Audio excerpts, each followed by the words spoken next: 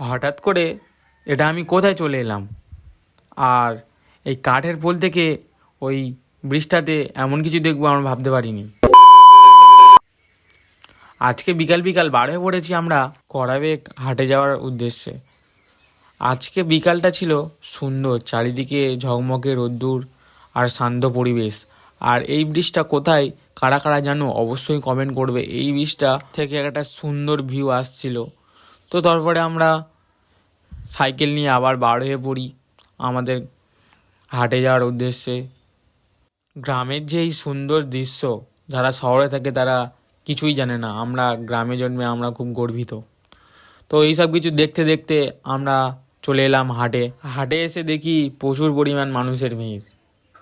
মানুষ চারিদিকে জিনিসপত্র কিনছে, শাক সবজি মাছ মাংস এখানে সবই পাবে করাবেগের হাটে।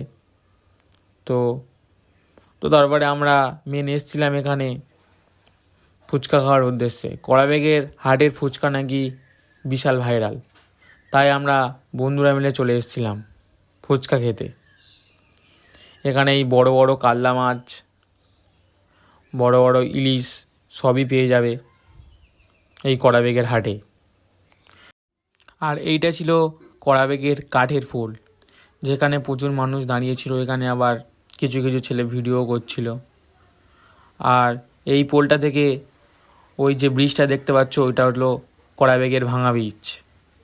ওই ব্রিজেও মানুষ যাচ্ছে, কিন্তু ওই ব্রিজটা ভাঙা। তারপর আমার বন্ধু এখানে কিছু সবজি কিনছিল।